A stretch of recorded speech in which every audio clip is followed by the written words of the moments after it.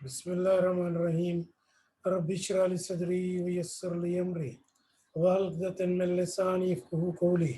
अल्लाहुम्मा सल्लि अला सय्यिदिना मुहम्मदिन नबिय्यिल उम्मी व अला आलिहि वसहबिहि बारिक वसल्लम। अल्लाहुम्मा सल्लि अला मुहम्मद व अला आलिहि व इत्रतिही बिअददि कुल्लि मालूमिन लका व बिक़द्रि अज़मति ज़ातिका फ़ी कुल्लि वक़्तिन वहीन। आज हमने काम शुरू करना है चैप्टर नंबर 3 से, हमारा जो रिलेट कर रहा है इन्वेंट्री से मुतल्लिक़ कि किस तरह इन्वेंट्रीज प्रिपेयर की जाती हैं और किस तरह इनको सारा कैलकुलेट किया जाता है, कैसी सारी सूरतें देखी जाती है। इससे मुतल्लिक़ हमारी डिस्कशन है। Supply chain management driver and matrix, क्या उसकी सूरतें वाले बड़े बड़े कंटेनर जो आपको रोड्स पे नज़र आते हैं बड़े बड़े इदारों के, और उसके बाद वो सारे के सारे गुड्स फ्रॉम लगेज जो है एक जगह से दूसरी जगह सप्लाई करते हैं, किस तरह इन सबको डील किया जाता है। ये सारा मटेरियल रिटर्न और उसके अलावा स्लाइड्स और बुक में आपके साथ पहले ही शेयर कर चुका हूँ। एक तस्वीर बनाइए student present in the class और इसको अपलोड कर दीजिए कि ये स्टूडेंट इस वक्त मौजूद है। जैसा कि आप जानते हैं कि यूनिवर्सिटी लॉ के मुताबिक इस वक्त क्लास लेना जो है आपके लिए ज़रूरी है, और बगैर क्लास के उसकी कोई सूरत हाल ऐसी नहीं। तो उसमें आपने ये चीज़ यकीनी बनानी है कि student present in the class के साथ ही कोशिश करेंगे, अगर वाकई आपका जेन्युइन प्रॉब्लम नहीं है तो नेट वगैरह आप पहले अरेंज कर लें और आप क्लास ज्वाइन करें, क्योंकि बहुत सारी चीज़ें ऐसी जो हैं वो क्लास के बगैर समझ आनी मुमकिन नहीं है। बात को आगे बढ़ाते हैं। लर्निंग ऑब्जेक्टिव आज के हमारे इसके क्या हैं। सबसे फाइनेंशियल मैटर देखेंगे, फाइनेंशियल मैटर क्या है। नंबर 2 हम ये देखेंगे जी के मेजर जो है वो ड्राइवर कौन कौन से हैं। क्या तो ड्राइवर से मुराद ये नहीं है कि बसें चलाने वाले, इससे मुराद है हमारी टेक्निक स्ट्रेटजीज, और ये सारी कौन सी हैं जिनकी बुनियाद पे आप सप्लाई चेन मैनेजमेंट को इफेक्टिवली मूव कर सकते हैं, इसकी परफॉर्मेंस चेक कर सकते हैं। उसके बाद इसका रूल क्या है, हर एक टेक्निक का, हर एक स्ट्रेटजी का, किस तरह आप इसको चलाते हैं। कई मतलब आप सप्लाई चेन के चलाते हैं, कई मरतबा आप कंपेटिटिव स्ट्रेटजी चलाते हैं, तो कैसे इस सारे से आप काम लेंगे। और उसके बाद क्या मैट्रिक्स हैं, क्या इसकी की परफॉर्मेंस मेजर्स हैं, क्या इसकी की फॉर्मेट ट्रैक्स हैं जिनकी बुनियाद पे आप इसको चेक कर सकते हैं। सबसे पहले हम आते हैं कि आपके पास पैसा कितना है। आपके पास पैसा कितना है, financial measure of performance, return on equity, कि आपके पास पैसा कितना है। तो आपके पास इन्वेस्टमेंट है शेयर होल्डर की 10 रुपए और आपकी इनकम है 5 रुपए, तो रिटर्न ऑन इक्विटी होगी 5/10, यानी आपके पास तकरीबन मुनाफे का 20%, हाँ 50% आपको मिल रहा है। दोबारा मैं आपके लिए कैलकुलेट करता हूँ कि अगर आप देखते हैं कि भाई मेरे पास है 40 रुपये प्रॉफिट आया है और मेरी इन्वेस्टमेंट है आपके पास 200 रुपया, तो इसको मैं रिड्यूस करूँगा 0 और उसके बाद 1 और उसके बाद 5, तो मुझे पता चलेगा कि मेरा 1/5 यानी मल्टीप्लाइड बाय 100, तो ये मेरी 20% रिटर्न ऑन इक्विटी है। देखिए स्लाइड्स पे पढ़ाना कितना औखा काम है। 20% मुझे मुनाफा आ रहा है। ये सब कुछ यहाँ पर हम कैलकुलेट करके देखेंगे। हो सकता है आपके पास नेट लॉस आ रहा हो, कई इदारे ऐसे हैं। क्रीसेंट स्टील है, क्रीसेंट मिल वालों को इदारा है, क्रीसेंट टेक्सटाइल जो है उनकी करोड़ों रुपए अरबों रुपए में प्रॉफिट में जा रही है, और उसके बाद जनाब क्रीसेंट स्टील उनका लॉस में जा रहा है, लेकिन शेयर अभी भी प्रीमियम पे है क्योंकि उसके पीछे ग्रुप बड़ा स्ट्रॉन्ग है। तो ग्रुप आपने ये देखना होता है कि भाई इसमें पैसे देने वाला ग्रुप शामिल है या नहीं। कुछ इदारे जो बड़ी कंपनीज मैनेज करती है, रन ओवर करती हैं, वहाँ हो सकता है कि आपको लॉस भी आ रहा हो लेकिन आपका बिजनेस प्रॉफिट में जा रहा हो। तो ये सारी चीज़ें यहाँ पर आप देखते हैं। ये आपका पहला फाइनेंशियल मेजर है कि जिसमें आपने देखना है कि यार पैसे की क्या पोजीशन है। अब ज़ाहिर है कि ये काम बोर्ड पे समझाने वाला था तो ये मुमकिन नहीं था हमारे लिए काम इसको ऐसे चला सकते, लेकिन एनीवे हमने इसकी बुनियाद पे ये कैलकुलेशन यहाँ करके चेक किया कि आपके पास पैसे कितने हैं। नंबर दूसरा track financial return on assets, आपके एसेट कितने के थे। बैलेंस शीट होती है, एक तरफ एसेट एक तरफ लायबिलिटी। आपने देखी हुई है बैलेंस शीट, अपने अकाउंटिंग का सब्जेक्ट भी पढ़ा शायद तार साहब से, तो आपको पता बताया होगा उन्होंने कि आप जनाब एक तरफ होता है ये एसेट और एक तरफ होती है लायबिलिटी। तो एसेट में आपके पास 100 रुपये है, तो मुनाफा आपका है आप 10 रुपीज़, तो 10/100 आप इसको कैलकुलेट करेंगे मल्टीप्लाइड बाई 100 से, तो आपको पता चला जितने के मेरे एसेट लगे हुए हैं मुझे 10% मुनाफा आ रहा है। ये काम बोर्ड पे कैलकुलेट ईजी हो सकता था। अच्छा, बाज़ कंपनी जो है उनको आपने बिफोर टैक्स लेना है, बिफोर टैक्स और बिफोर इंटरेस्ट। इंटरेस्ट आपका क्या है कि आपके पास कोई प्रॉफिट के ऊपर कोई डिबेंचर्स वगैरह लोन नहीं लिए हुए। अच्छा, बाकी लोगों को भी बता दीजिए, अरसलान साहब, सीआर साहब के जो क्लास नहीं ले रहे उनके लिए प्रॉब्लम होगी, उनको इस दफ़ा स्पेयर नहीं किया जाएगा।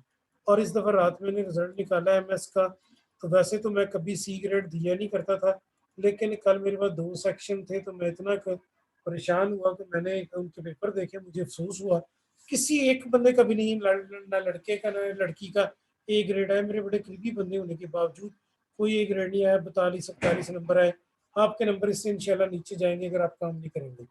इससे आगे बात को बढ़ाते हैं। कई लोगों को मैंने देखा कि उन्होंने ए ग्रेड लिया, कोई उनके मुंह से ना जी टूटे हुए मुंह से शुक्रिया का लफ्ज नहीं निकला। पिछले सेमेस्टर में आप लोगों को दिए एक लफ्ज भी शुक्रिया का नहीं निकला। वो समझ रहे थे ये हमारा राइट है, तो ये राइट नहीं है। उनको 12 सेशनल मार्क्स इसलिए नहीं दिए गए कि वो क्लासें न लाएं। तो बात को आगे बढ़ाते हैं। खैर जी, नंबर नेक्स्ट है रिटर्न ऑन इन्वेस्टमेंट के बाद अगला मैयर हमारे पास आता है, इसको हम कहते हैं,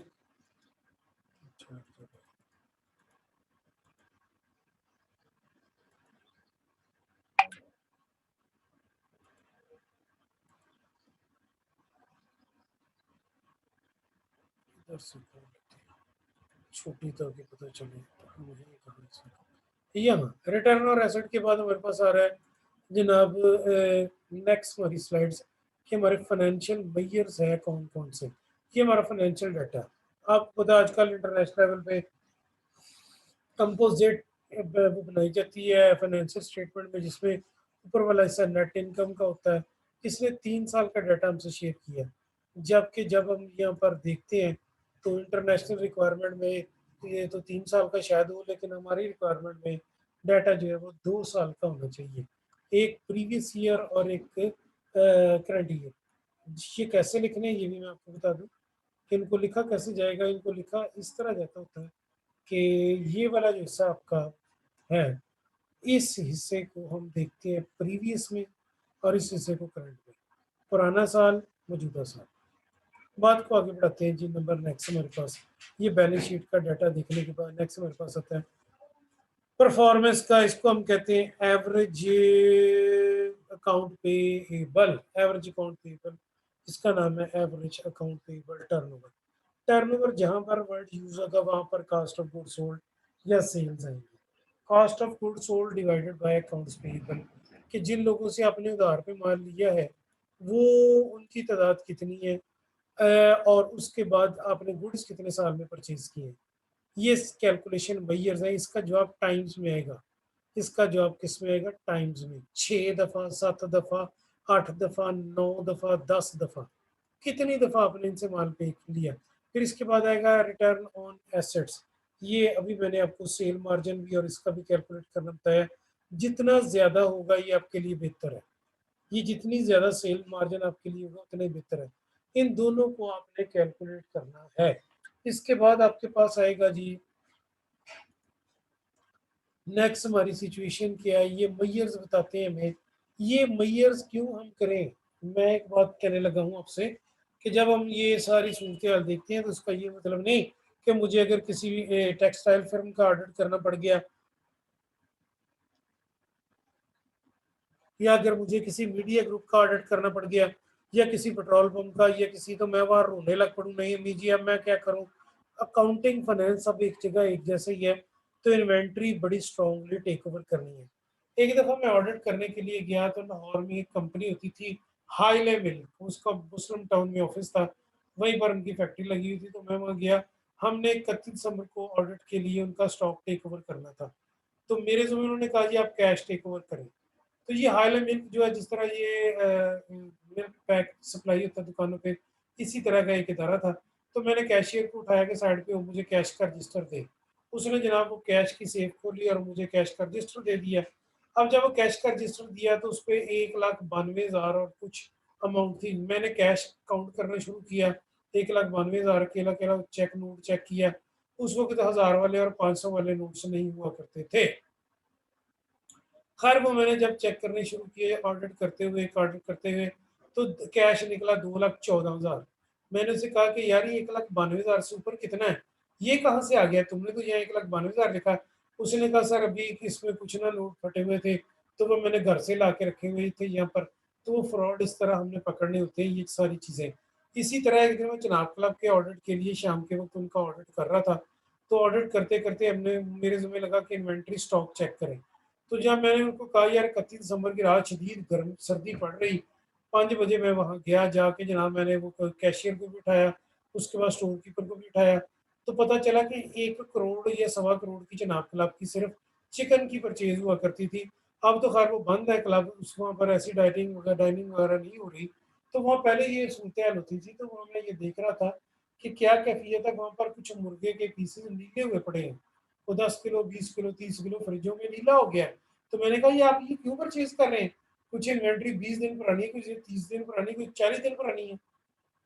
इसी तरह जब मैं स्टॉक टेक कर रहा था तो वहाँ पर सिगरेट की डब्बियाँ होती हैं, तो सिगरेट की डब्बियाँ 2-2 साल पुरानी भी थी, 5-5 साल पुरानी भी थी।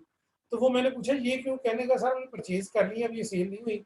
कस्टमर आमतौर पर कमरों में डब्बियाँ मंगवा लेते हैं सिगरेट पीने के लिए, तो यहाँ से जाती है, लेकिन उन्होंने नहीं मंगवाई, अपनी बाहर से मंगवा लेते हैं।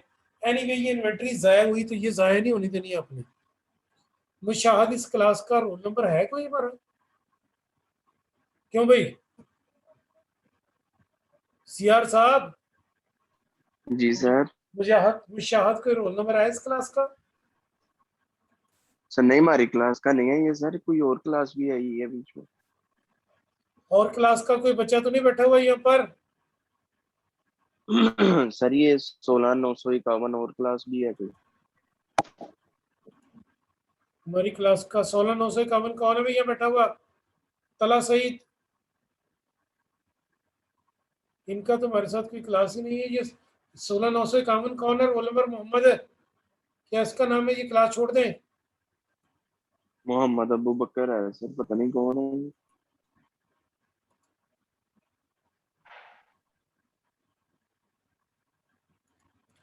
वही कम है, और कोई क्लास में यहाँ पर हमजा अकरम हमारी क्लास का ही है? जी सर।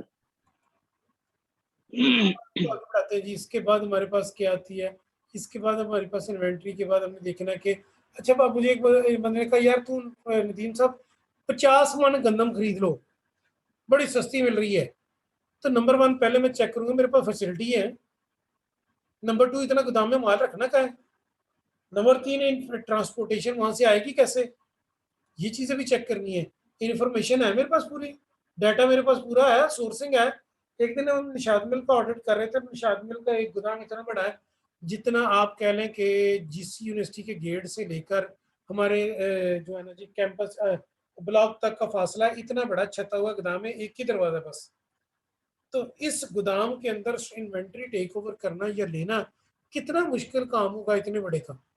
और एक दिन कराची हम एयरपोर्ट के ऊपर देख रहे थे कि वहां पर एक गोदाम इतना बड़ा था जितना आप कह लें कि डी ग्राउंड रेडियो स्टेशन से लेकर अब्दुल्लापुर सब छता हुआ। तो इतने बड़े गोदाम का आप कैसे ऑडिट करेंगे? तो फिर ये चीजें कंप्यूटर पे बैठ के चेक की जाती हैं।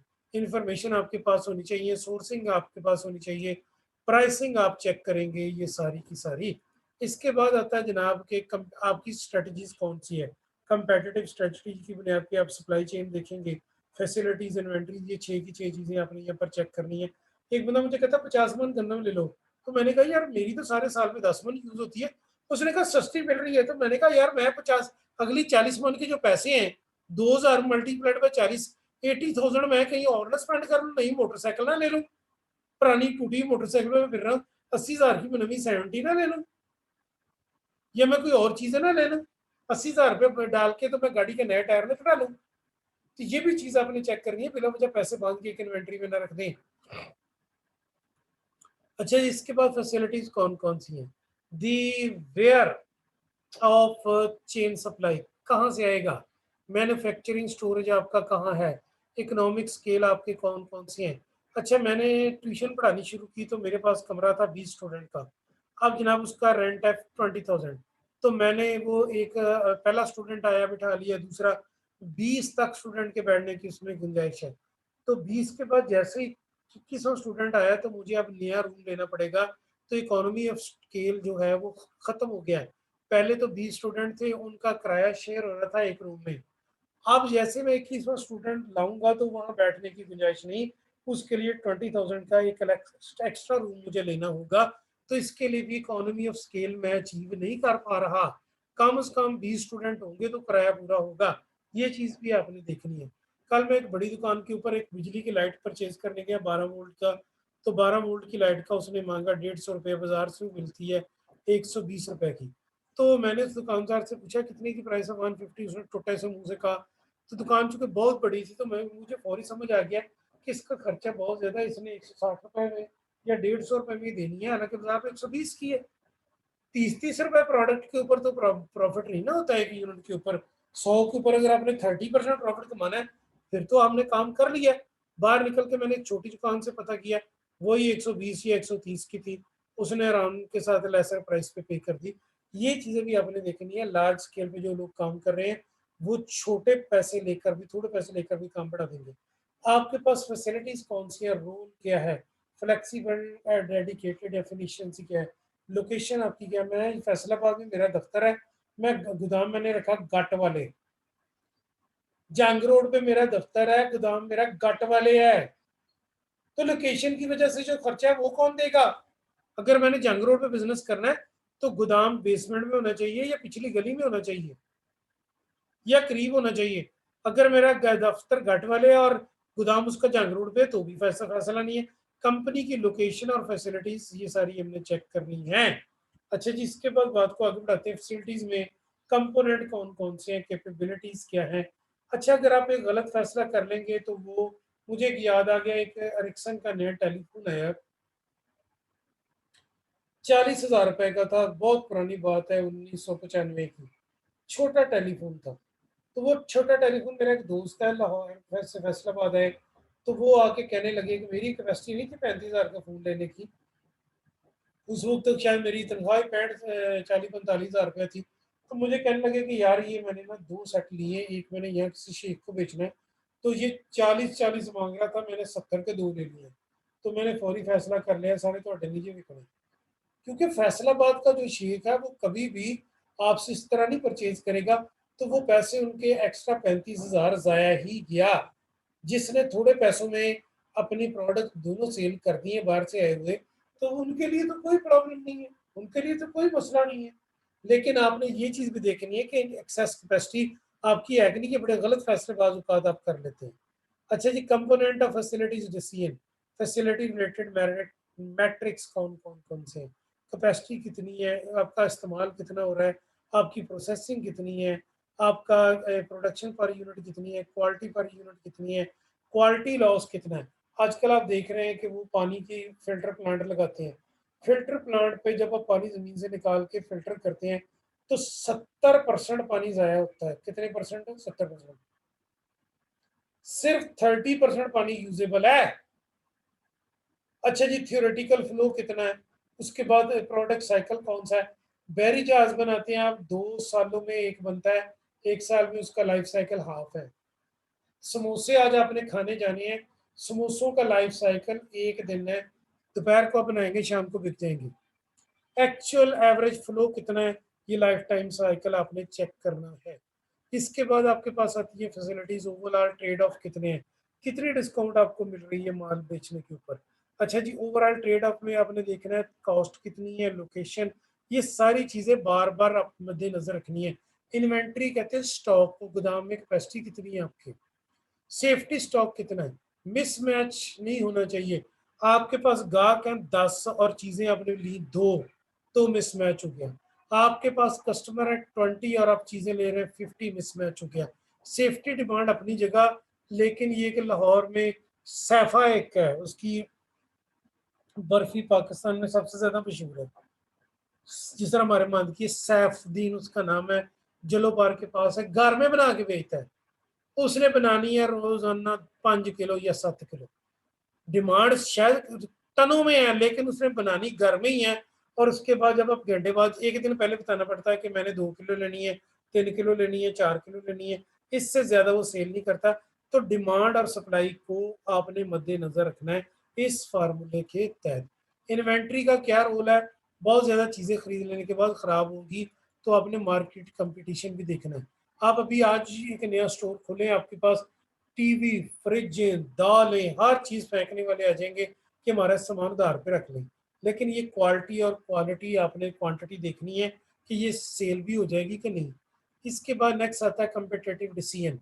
प्रोडक्ट कितनी जल्दी सेल होती है और प्रोडक्ट की महफूज होने का। मुझे एक बंदा कहता है आप दही बना के रख लें, आपको महीने का स्टॉक देता हूँ मैं। ओ भाई, महीने में तो मेरा इतना दही सेल ही नहीं होना, मैं कहाँ से रख लूंगा। मुझे कहते हैं आप आटा पीस के रख लें, आपका इतना सेल हो जाएगा। तो सेफ्टी इन्वेंट्री अपनी जगह, लेकिन मैंने प्रोडक्ट का लाइफ साइकिल भी देखना है। इसके बाद क्या कंपोनेंट इन्वेंट्री, सीजनल इन्वेंट्री। गर्मियों के कपड़े सर्दियों में सेल नहीं होंगे, सर्दियों के कपड़े गर्मियों में सेल नहीं होंगे। बसों वाली मार्केट में कारों का सामान सेल नहीं होगा, कारों वाली दुकान में बसों का माल नहीं सेल होगा। मोटरसाइकिलों वाली दुकान पे बुक्स नहीं सेल होंगी और बुक्स वाली दुकान पे मोटरसाइकिलों के पार्ट सेल नहीं होंगे। ये चीज आपको चेक करके आगे लानी है। इसके बाद नेक्स्ट क्या चीज है, ये रिलेटेड है आइटम्स आपकी। कैश टू कैश चीजें नकद कितनी खरीदते हैं, एवरेज इन्वेंट्री कितनी है। महीने के शुरू में मेरे पास, अब ये जरा गौर से सुनिएगा, महीने के शुरू में मेरे पास 30 आइटम थी, इस वक्त 40 आइटम है। पहले कितनी थी? 30, अब कितनी? 40। 30 plus 40 divided by 2, average inventory होगी 35। 30 जमा 40 70 डिवाइडेड बाई 2 इन्वेंट्री होगी। अच्छा, इन्वेंट्री टर्न्स क्या है, कितनी दफा आपका माल सेल होता है साल में। समोसे कितनी दफा सेल होते हैं? 365 मरतबा। समोसे कितने सेल होते हैं? 300 डेली सेल होते हैं। चिकन 365, आटा 365, कपड़े, कपड़े अगर हम महीने के महीने सूट खरीदते हैं तो एक 12 मरतबा सेल होते हैं साल में, 12 मरतबा। इन्वेंट्री का टर्न साइकिल आप डेज में भी दे सकते हैं, मंथ में भी दे सकते हैं, ईयर में भी देख सकते हैं। अच्छा, ये सारी चीजें आप देखने के बाद इन्वेंट्री पे डिस्काउंट आपको कितनी मिल रही है माल खरीदते वक्त। ट्रांसपोर्टेशन कौन दे रहा है माल की, वो या आप। डिजाइन कौन सा ट्रांसपोर्टेशन का, ट्रक ला रहे हैं, बसें ला रही हैं, या एक दफा हम ऑडिट कर रहे थे या पर क्रीसेंट का, तो वहां पर क्रीसेंट के एक मालिक ने कहा जी मैंने ये एक गोल्डन मर्सिडीज मंगवानी है, बात है 2002 की, 2002 की। तो उस वक्त फाइनेंस मैनेजर साहब ने फैसला करके उसे कहा सर गाड़ी 2 महीने लेट कर है। उसने कहा मैं मालिक हूँ या तू है, तेरी जरूरत कैसे हुई। 1 मिनट होल्ड कीजिए। सर अस्सलाम वालेकुम, गिलानी साहब ठीक ठाक है सर? भजन ठीक है, करिए से फर्स्ट क्लास है सर। जी रबे करीम का शुक्र, शायरी आपको मुबारक हो सर रमजान शरीफ। अल्लाह खैरियत रखे जी, खैरियत रखे जी, आमीन जी आमीन। हाँ जी सर, बना हुआ जी।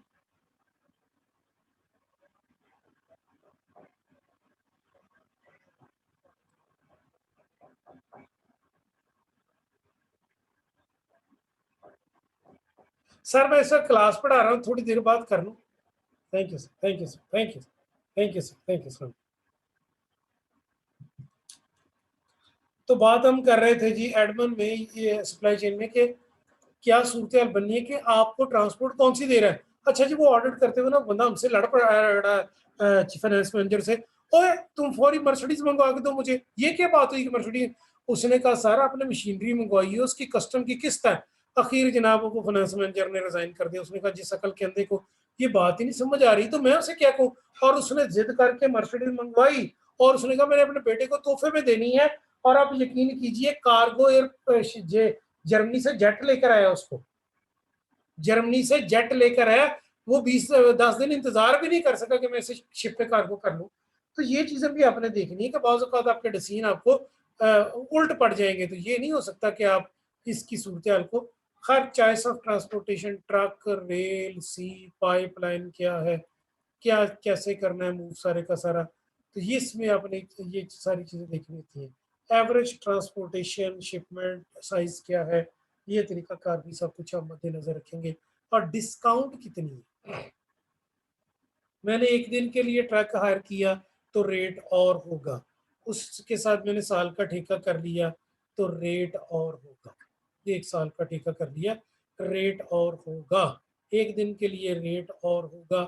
ये सारी चीज़ें मैंने यहाँ पर आपके साथ तय करनी है। अच्छा, इसमें ट्रेड ऑफ की इंफॉर्मेशन बड़ी इंपॉर्टेंट है, लेकिन एक चीज़ मैंने उसे तय करनी है कि लोअर कॉस्ट पे मैक्सिमम रिस्पॉन्स चाहिए।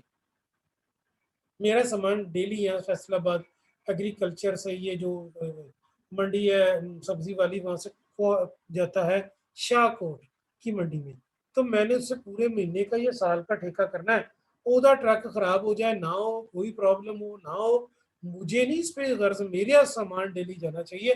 अगर मेरा सामान नहीं जाएगा तो फिर मेरे लिए तो प्रॉब्लम बन जाएगी। मैं इसको कैसे टेकअप करूंगा? मैं तो इसको टेकअप नहीं कर सकता। तो ये सारी चीज आपने मद्देनजर रखते हुए उसके साथ ठेका तय करना कि भाईजान मुझे ना प्रॉब्लम आए, मुझे ये मसला दर पेश ना हो कि नहीं सर आज तो मेरा ट्रक खराब है, नहीं जी आज तो मेरा ड्राइवर बीमार है, नहीं जी मेरा तो ये मसला है, नहीं तो मेरा तो फलां मसला है, फलां प्रॉब्लम है। तो मैं ये सारी चीजें उसके साथ पहले तय करूंगा कि भाई जी मेरा ये मसला जो है आपने पहले तय करके रखना है। बात को आगे बढ़ाते हैं कि ये सारी चीजें मद्देनजर रखते हुए ही कॉस्ट कम होगी। इसके अलावा आपकी कॉस्ट और आपकी यूटिलाइजेशन, आपका ये सारा मामला जो है प्रॉपरली हैंडल नहीं हो सकता, और ना ही इसके ऊपर हम कोई अमल दरामद कर पाएंगे। बात को आगे बढ़ाते हैं। कॉस्ट भी कम और एफिशिएंसी भी ज्यादा, कॉस्ट भी कम और एफिशिएंसी भी ज्यादा। अब इसके बाद आते हैं कि आपके कंपेटिटिव स्ट्रेटजी क्या है। बाद का तो हम जनाब जब दूध परचेज कर रहे थे दुकान पे, तो 10-15 कस्टमर आ जाते हैं और नहीं जी हमसे ले, हमसे ले, हमसे ले। लेकिन हम ये भी देखेंगे कि जो हमें देना चाह रहे हैं उसकी क्वालिटी क्या है, जो चीज़ वो हमारे साथ शेयर करना चाह रहा है उसकी क्वालिटी क्या है, कि वो क्वालिटी ठीक है कि नहीं। कंपेटिटिव में ये नहीं है कि घट वाली कीमत वाली ले लो फिर तबाह हो जाए। पुश वर्सेस पुल, उसको आप कुछ को आपको जवाब देना होगा, ये मैं पहले भी आपको बता चुका हूँ, और कुछ को आपको खींचना होगा। अच्छा जी, उसके बाद है कोऑर्डिनेटिंग एंड इंफॉर्मेटिंग शेयरिंग, ये भी आपने शेयर करनी है। उसके बाद सेल्स और एसओपीज की मेजरमेंट, एनेबलिंग टेक्नोलॉजी। बहुत सारी ऐसी सूरत हाल है कि आपको टेक्नोलॉजी के बगैर आपका काम नहीं चल सकता। मैंने एक कार्गो करवाया और उसके बाद शिपमेंट भेजने के साथ ही मैंने उसको ट्रैकिंग नंबर दे दिया कि भाई जी हम मेरा सिर ना खाई, ये ट्रैकिंग नंबर है, ये टीसीएस के पास है, आउट ऑफ माई कंट्रोल, गो दे और वहाँ से चेक करो। तो ये इलेक्ट्रॉनिक डाटा या नेट या रिसोर्सिंग एक जगह हम ऑर्डर कर रहे थे, इसका ये बनती थी वहाँ पर क्या कहते हैं लेदर जैकेट्स, तो वो लेदर जैकेट्स बनाने वाला इनका ऑर्डर था ग्रीस इसका, शायद नीदरलैंड का, तो नीदरलैंड का नहीं था, शायद ग्रीस का था, यूनान का। तो उसने ऊपर कैमरा लगवाया हुआ और कैमरा लगा के वो देख रहा है कि मेरी लेदर जैकेट ठीक बन रही है। तो मैं वो बातें करने लगा, उन्होंने कहा सर जी यहाँ गुफ्तगू ना करें, या वो देखिए मेरे सप्लाई है जो प्रोडक्ट कस्टमर है उसने कैमरा लगवाया हुआ कि ये कोई बच्चा तो नहीं काम कर रहा, बड़े काम कर रहे हैं, को गंदा माल तो नहीं लग रहा। तो अंग्रेज ने वॉच डॉग वहाँ बैठाया हुआ था, वो चेक कर रहा था। ये चीज़ें भी आपने दिन में रखनी है। अच्छा, इसके बाद है forecast horizon cost, forecasting 10% question या 20% क्वेश्चन पे रखिए कि डिमांड 10% कम भी हो सकती है, 10% ज़्यादा भी। फ्रीक्वेंसी अपडेट, बार बार उनसे अपडेट लें, हाँ जी क्या बात है, एरर जो है उनको फोरकास्ट कीजिए, टूटी हुई चीज़ों को फोरकास्ट कीजिए। सीजनल फैक्टर, दुकानें बंद हो गई हैं, पहले आपका सामान रात 12 बजे तक सेल होता था, अब आपका सामान जो है वो 12 बजे तक नहीं 8 बजे तक सेल होना है, तो वो जो 4 घंटे की सेल कम होगी उतना सामान कम मंगवाइए। अच्छा जी, इसके बाद है वेरिएंस प्लान और डिमांड की रेशो हर वक्त चेक करते रहें। फिर एक ही चीज बार बार यहाँ पर एक वर्ड आई जा रहा है, ट्रेड ऑफ। ये चीज आपने जरूर ध्यान में रखनी है कि मेरे लिए बेटर कौन सा है, बेटर कौन सा है, लेकिन हमेशा नहीं। बेटर मेरे लिए 10 रुपए वाली चीज बेटर है या 8 वाली, 8 वाली बेटर है, लेकिन हमेशा 8 वाली के पीछे नहीं जाना। हो सकता है 8 वाली चीज लेते लेते, हो सकता है 8 वाली चीज लेते लेते क्या प्रॉब्लम हो जाए, ये प्रॉब्लम हो जाए भाई जी 8 वाली चीज कि उसकी क्वालिटी बेहतर ना हो, तो आपने इसके पीछे हमेशा नहीं जाना। लेसर में ट्रेड ऑफ ठीक है। अच्छा जी, role in chain supply, set of business processes required to purchase goods and services. और उसके बाद ये सारी चीजें अपने मद्देनजर रखनी है। प्रोसेस परचेज का क्या है, इंटरनेशनल सोर्सिंग क्या है, क्या थर्ड पार्टी से ले रहे हैं, किसी एजेंट से ले रहे हैं, क्या किसी और बंदे से ले रहे हैं, इसमें रिस्क कितना है, अपॉर्चुनिटी कॉस्ट का क्या मतलब है, और उसके बाद रिस्क कॉस्ट का क्या मतलब है, सिंक कॉस्ट का क्या मतलब है। अब देखिए जब इस बंदे ने ये 2 नंबरी करके जो खाकानबाजी था वहाँ से ले लिया उसका ठेका जो थी एलएनजी का। जब वो एलएनजी का ठेका ले लिया तो उसके बाद क्या हुआ कि अपने के दोस्त को कहा, जेके को, कि जेके साहब आप ना ये यहाँ टर्मिनल बना दें, और टर्मिनल बना के यहाँ से जनाब एलएनजी इस पे डाउनलोड होया करेगी, शिप यहाँ स्टोर सेफ हो जाएगा। लेकिन ठेका ये कर लिया उसके साथ कि एलएनजी का जहाज आए ना आए, मैं तुम्हें पेमेंट करेगी गवर्नमेंट। तो बार बार लोग पीटते रहे, पीपल पार्टी भी और तहरीक इंसाफ भी, कि यार इस एलएनजी के मुद्दे को यहाँ पर लाकर ना इसके ऊपर पार्लियामेंट में डिस्कस करो, कितने में परचेज किया। इन्होंने गंजा ब्रदर्स ने कीमत का ही पता नहीं चलने दिया, क्या रेट है, लोएस्ट है लोएस्ट है, और पता तो चलने दो। अब ये 6 महीना 2 पहले गवर्नमेंट ने उनके साथ रीनेगोशिएट किया है कतर वालों के साथ, क्यों भाई हम नहीं अफोर्ड कर सकते, ओपनली इसका रेट ये होगा। इसी तरह सी पैक में कुछ अंदर खाते गंजा ब्रदर्स ने, इसी तरह तुर्की में गंजा ब्रदर्स ने, इसी तरह जनाब दीगर ब्रदर्स ने, गंजा ब्रदर्स ने सौदे कर लिए जिनमें जो था वो सारे का सारा मामला ओपन नहीं हो पा रहा। तो जहां पर ओपननेस नहीं होगी वहां पर फ्रॉड होगा, प्राइवेट इदारों में इसकी गुंजाइश नहीं है। अच्छा, जिसके बाद कंपेटिटिव स्ट्रेटजी में आपने क्या देखना है, क्रूशियल स्टेजेस देखनी है। मैंने एक बंदे को ठेका दे दिया सड़क बनाने का, उसका अपना किराए का मकान है। कौन सा मकान है? किराए का मकान। किराए के मकान में उसे मैंने 1 करोड़ रुपए का ठेका दे दिया। तो भाजी जब वो अगर कल को ये मुकम्मल नहीं कर पाता मोटरवे या ठेका, तो मैं उसकी कौन सी चीज जब्त करूंगा? मैं तो उसकी कोई चीज जब्त नहीं कर सकता। तो फिर ये चीजें आपने मद्देनजर इसमें रखनी है कि अच्छा जी। इसके बाद है components of sourcing decision, in house या आउट हाउस, सामान आपने कहाँ रखवाना है अपने पास। आजकल चीनी की किल्लत हुई है और जहांगीर तरीन इसमें पकड़ा गया है। सब लोग कह रहे हैं जहांगीर तरीन के साथ ज्यादती हुई है। इंटेलिजेंस एजेंसियां डायरेक्ट वजीर आजम के तहत काम करती हैं। आईएसआई ने वजीर आजम को रिपोर्ट दी कि जहांगीर तरीन अपनी चीनी एडवांस में बेच रहा है 120 रुपए में। उन्होंने फौरी तौर पे जिन सट्टाबाजों ने 120 कीमत दी थी, या लिखा था मंड के रखो, तुल के रखो, ये रखो वो रखो, वो टेक्स्ट मैसेज व्हाट्सएप से गए किए, और उसके बाद सारा कुछ जनाब आपके सामने ला कर रख दिया कि हाँ जी ये है। तो वाकई अब जहांगीर तरीन कह रहा मैं तो ये कर रहा हूँ, मैं वो कर रहा हूँ। वो कर रहा था तो पकड़ा गया है ना, कोर्ट को फेस क्यों नहीं करता? तो पक्के सबूत जो व्हाट्सएप है, खुद मैंने नेट पे देखा है, लिखा हुआ था एक सट्टाबाज कह रहा था 120 रुपए किलो चीनी करो और मंड के रखो। 60 रुपए वाली चीज एम&डी मंड के रखो, इन्होंने तुल के रखो। तो किसने कीमत देनी है? तो फिर वजीर आजम को लटकाना चाहिए, उनके ऊपर लटकाना चाहिए, ऐसे बंदे को फांसी दें। गंजा ब्रदर भी यही करते थे, सबसे ज्यादा शुक्र मिले गंजा ब्रदर की है, और उसके बाद तहरीक इंसाफ की है, उसके बाद जरदारी की, तो नो इन्होंने पकड़े। अच्छा जी, इन हाउस या आउट हाउस आपने सामान कहाँ रखना है, सप्लायर की सिलेक्शन आपने कैसी करनी है। अभी मैंने आपको बताया कि जिसकी कोई सिक्योरिटी नहीं है, ऐसा सप्लायर सिलेक्ट करने की गलती मत करें। प्रोक्योरमेंट ऑर्डर आपने कैसे लेना। सोर्सिंग कितने दिन का आधार देगा, सूतर मंडी में पर्ची चलती है, 10 दिन क्रेडिट, 8 दिन क्रेडिट, 9 दिन क्रेडिट। अच्छा जी, एवरेज परचेज प्राइस कितनी कीमत पे आप खरीद रहे हैं। अगर आपने 2 दिन के आधार पे खरीदना है तो कीमत 3 रुपए है। अगर आपने 10 दिन के आधार पे खरीदना है तो कीमत 3 रुपए 10 पैसे। अगर आपने 30 दिन के आधार पे खरीदना है तो कीमत जो है 4 रुपए। तो कीमत की आधार के साथ साथ बढ़ती जाएगी। एवरेज प्राइस क्या है, रेंज क्या है प्राइस की। अच्छा जी, एवरेज प्राइस क्वांटिटी क्या है, एक वक्त में कितना आप ऑर्डर प्लेस करते हैं। मैं एक वक्त में ज़्यादा से ज़्यादा 2 समोसों का ऑर्डर प्लेस करता हूँ, क्योंकि और चीज़ भी तो खानी होगी। समोसे पेट भरने के लिए नहीं होते, साथ ज़्यादा से ज़्यादा वो आपका इसलिए कि यार टेस्ट चेंज हो जाए। सप्लाई क्वालिटी कौन सी है, लीड टाइम, ये बड़ा इंपॉर्टेंट टर्म है। ये बड़ी इंपॉर्टेंट टर्म है लीड टाइम। ये मैं क्लास में पढ़ाया करता हूँ, तो मैं अपने स्टूडेंट को कहता हूँ, ओए नस के पानी का गिलास ले आ। कई लोग समझते नहीं बात को, वो उठ के पानी का गिलास लेने चल जाते हैं, और फिर मैं फौरी कहता हूँ बैठ जा। तो मैंने समझाने के लिए कहा, इतनी में क्लास पढ़ती है, लीड टाइम ये होता है कि कितना टाइम आने जाने में लगेगा, लीड टाइम। मैंने एक काम कहा था आपके सीआर को कि यह फलां चीज़ की प्राइस पता करके बताना, उसने जनाब कहना ही नहीं माना और ए ग्रेड लेकर स्कूल से बैठ गया और इसको इतनी तौफीक नहीं हुई कि सर मैं शुक्रिया भी आपका अदा कर दूँ।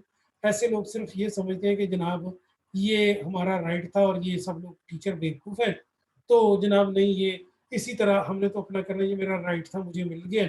एनीवे बात को आगे बढ़ाते हैं। डिस्काउंट को हर वक्त आपने मद्देनजर रखना। नेक्स्ट क्या है जी, प्राइसिंग। प्राइसिंग बड़ी इंपॉर्टेंट चीज़ है। क्या प्राइसिंग है कि प्राइसिंग कितनी होनी चाहिए, क्या टू मच हाई नहीं, क्या टू मच लो नहीं, एवरेज प्राइस। अगर एक बंदा हमारे साथ एक मरतबा हाथ हुआ 2016 में, हम गए हज करने, हमारे साथ जो ग्रुप इंचार्ज थे, ये मैं आपको अपना ज़ाती वाक़या बता रहा हूँ, 2016 अगस्त की बात है। तो वो जनाब जब हम हज करने के लिए वहाँ गए तो उस मदीने शरीफ से ना उहद के मैदान की तरफ बाग था, वहाँ से जाके खजूरें खरीदी, बहुत प्यारी।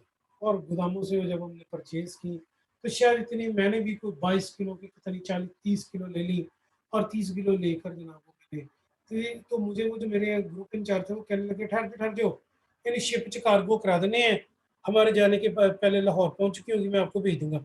उन्होंने किसी बंदे से पैसे लेने थे, उन्होंने उस बंदे को बुलाया और मैं, हमारे साथ और भी लोग थे, सिर्फ वो लोग जो थे वो बेवकूफ ना बने। हम 15 लोग उस ग्रुप इंचार्ज किया तो ब्लैक मेल होके तो जनाब बन गए। मैंने कहा नहीं हाजी साहब रहने दो, कहा नहीं यार प्रोफेसर कितने चुकेगा तुम कचूरे, रहने दो। अब जनाब ये हम उसने कहा अगर आप जहाज में जाएंगे तो आपको 300 रियाल पड़ेगा, अब यहाँ पर आपका 30-50 रियाल में पहुंच जाएगा। लालच में आ गए कम कीमत में, वो जनाब हमने खजूरें उस शिप वाले को दे दी। जब हज करके यहाँ आए तो मैंने फोन किया, आज जा रही है कल आ रही है, आज जा रही है कल आ रही है। पाजी 2 महीने गुजर गए, ना खजूरी आनी थी ना आई।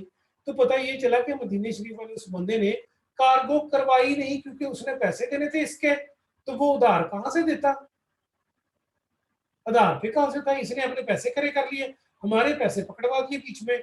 और वो जनाब वो खजूरें कभी कार्गो हुई नहीं। उसके बाद हम लोगों ने जिसको के हज करके आ, वो कहना नहीं प्रोफेसर तू कराची उधर के आगे मुझे ना खजूरा नहीं दिंदा। तो ये कम कीमत बाज़ औक़ात आपके लिए नुकसानदेह हो जाती है। इन चीज़ों को आपने मद्देनजर रखना है, जायज़ प्राइस होनी चाहिए। प्राइसिंग में स्ट्रेटजी कौन सी है, 3-4 ऑडिट लें। उसके बाद जनाब कंपोनेंट ऑफ प्राइस देखें कि इसमें चीज़ की कीमत कितनी है, टाइम की कितनी है, डिमांड सप्लाई कर्व को आप देखते हुए प्राइस फिक्स करेंगे। अच्छा जी, इसके बाद नेक्स्ट आ जाता है कि आपकी प्राइस प्राइस रिलेटेड क्या क्या चीज़ें होती है, कीमत में प्रॉफिट होता है, कितने दिन का उधार है, ऑर्डर की कीमत क्या है, इंक्रीमेंट वेरिएबल कॉस्ट क्या है, सेल प्राइस आपने कितनी रखनी है, ये सारी चीज़ें कीमत के फैसले हैं। फिर उसके बाद कितनी का आप डिस्काउंट करते हैं। मैंने एक स्टोर पे देखा कि वहाँ पर कपड़े की कीमत लिखी हुई थी 5,000, तो कोई बंदा कोई औरत खरीद नहीं रही थी। चंद दिनों बाद मैं वहाँ गया तो वहाँ पर उसने लिख कर लगाया, असल कीमत थी 5,000, कोई खरीद नहीं रहा था। तो उसने फौरी तौर पे सूट के साथ बड़े से कैलेंडर पे लिखकर चार्ट पे लगाया, असल कीमत 10,000, डिस्काउंट कीमत 6,000। असल कीमत 10,000, डिस्काउंट कीमत 6,000। औरतें उस सूट को टूट के पड़ गई। तो ये ट्रेड ऑफ बाज़ औक़ात आपको टेक्निक के तौर पे भी चलाना पड़ता है। तो उसके बाद इस चैप्टर की समरी क्या है कि हमने मुख्तलिफ फाइनेंशियल टर्म्स देखी, उनकी मेजरमेंट देखी, इन्वेंट्री देखी, उधार देखा। उधार दो तरह से देखा, एक लेने वाला अकाउंट पेएबल, एक देने वाला अकाउंट रिसीवेबल। जब आपको आएगा तो अकाउंट रिसीवेबल, जब आपने देना है तो अकाउंट पेएबल। इसी तरह क्योंकि सेल आप जब उधार पे करेंगे तो अकाउंट रिसीवेबल, माल आप परचेज उधार पे करेंगे तो अकाउंट पेएबल। ये सारी चीज़ें आप मद्देनजर रखेंगी। इसकी कॉपी के ऊपर लिख कर स्लाइड्स बनी हुई है, कॉपी पे लिख कर ये लेक्चर मुझे भेज दीजिए और भेजने के बाद इसको नोट कर लें। एक आध मिनट से भी कम टाइम रहता है वो हमें इससे ज़्यादा रिकॉर्ड नहीं करने देता कि सीआर साहब अपनी हाजिरी जो है कागज़ पे लिखें, ऊपर लिखें प्रेजेंट स्टूडेंट, नीचे लिखें जो आपके हैं एब्सेंट स्टूडेंट, और मुझे तस्वीर खींच कर भेज दीजिए। और उसके बाद एक कागज़ पे अलग से मुझे लिख कर बताएं कि आपका ये कोर्स किस क्लास को शुरू हुआ था। शायद 15 मार्च को शुरू हुआ था, उस दिन से फिर मैं हाजिरियाँ भी इंशाल्लाह ताला आपकी अपडेट करूँ। शुक्रिया, thank you so much. God bless you.